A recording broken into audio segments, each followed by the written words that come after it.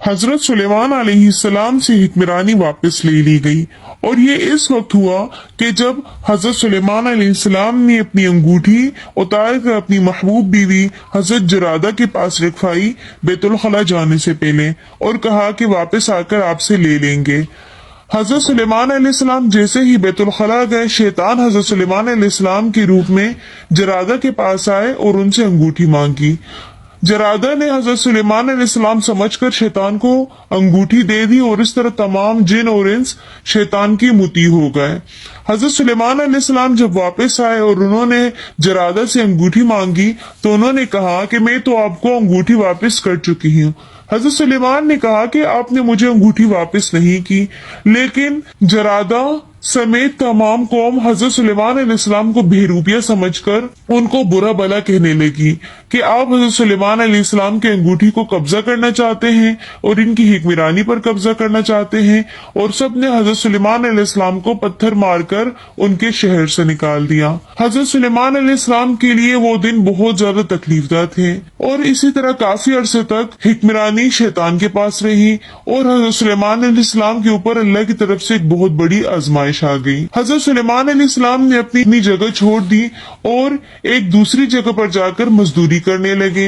हजरत सुलेमान अलैहिस्सलाम एक दिन समंदर के किनारे मजदूरी कर रहे थे कि एक आदमी उनके पास आया और कहा कि मैं आज यहाँ पर शिकार करूंगा मछलियों का, आप मेरे साथ वो मछलियां मेरी मंजिल तक ले जाना, क्या उजरत लोगे?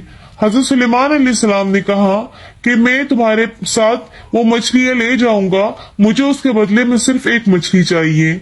चुनांचा उनके आपस के मामलात तय हो गए और फिर इस तरह हजरत सुलेमान अलैहिस्सलाम ने उनके साथ मछलियां उठाई और उनके मंजिल मकसूद तक पहुंचा दी और उसने अपने वादे के मुताबिक हजरत सुलेमान अलैहिस्सलाम को एक मछली दी।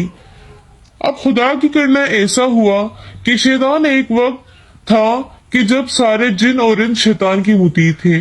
एक मर्तबा शैतान समंदर के ऊपर से जा रहा था और शैतान से वो अंगूठी समंदर में गिर गई और वो उसी मछली ने खा ली जो मछेरे ने सुलेमान अलैहिस्सलाम को मुआवजे के तौर पर दी थी।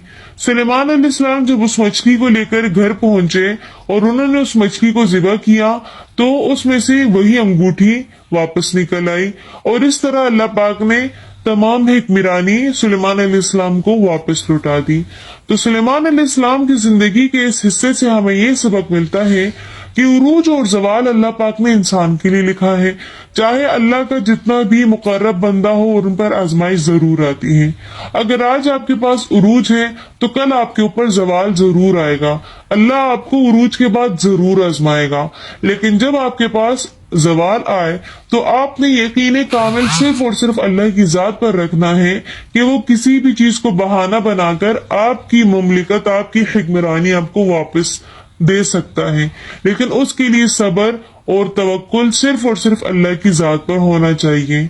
अगर आपको आज की वीडियो पसंद आई हो तो वीडियो को like, comment, share and subscribe जरूर कर दीजिएगा। मिलते हैं नेक्स्ट वीडियो में, तब तक के लिए अल्लाह हाफिज।